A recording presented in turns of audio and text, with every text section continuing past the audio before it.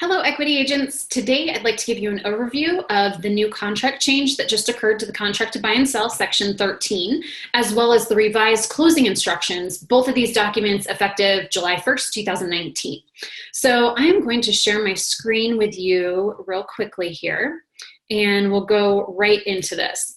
So let's start with the contract to buy and sell. Section 13, transfer of title. We saw a major revision. What you've got here on the screen is a copy of the red line version showing all the language that was deleted out. There was so much in here. It was a little overwhelming. What they decided to remove was the definitions of what each of these deeds stand for. And as a result, we ended up with a really nice, clean, and concise section 13.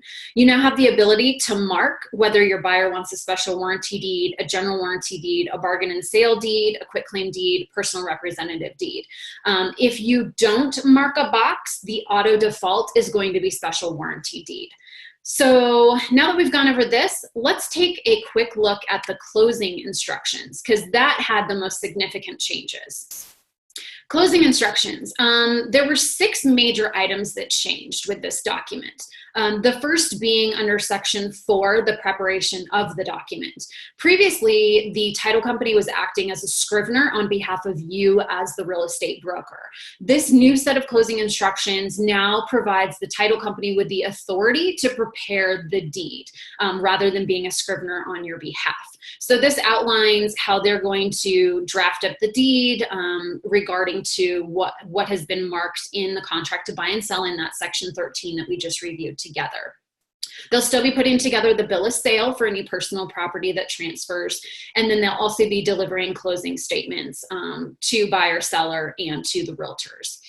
The second significant change, and one that I really, really like, is they've now added in a wire fraud disclosure. And so it is bringing to the forefront to the buyers and sellers that they are not to give out any confidential information via email or over the phone when it pertains to their security numbers, bank account numbers, transferring and receiving funds, that they need to do that all in person. So that was a great addition to these closing instructions.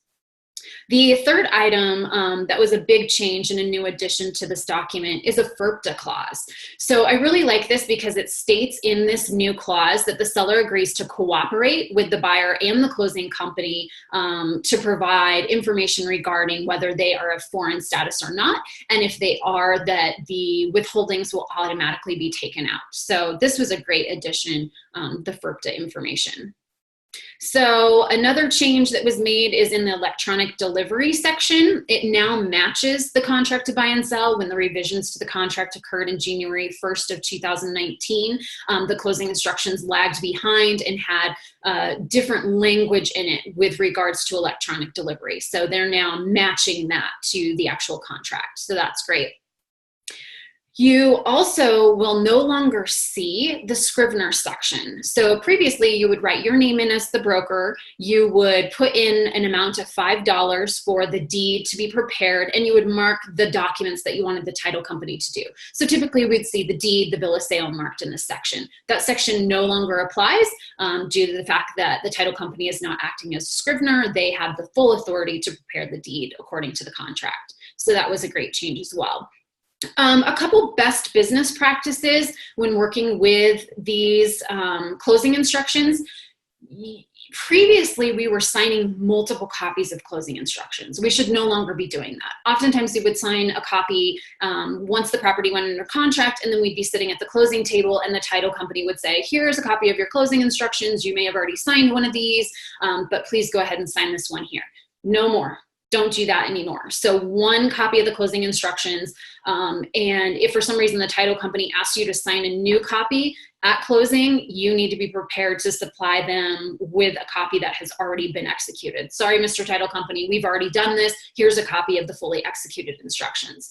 The reasoning behind this is a lot of the title companies aren't using the Colorado Commission approved closing instructions, and they're having their own in-house attorneys draft up closing instructions on behalf of the title company. And there are buyer and seller indemnity clauses in those that protect the title company. And so it may not be in your best interest as the broker or the buyer or seller's best interest to sign a non-commission approved document. So if the title company does supply closing instructions and is adamant about the buyer and seller signing signing their copy, it is probably going to be our advice to you that you say, buyer and seller would like to use the Colorado Commission approved document, as that is what our broker has recommended. So that will help protect you and help your clients from any of those indemnity clauses.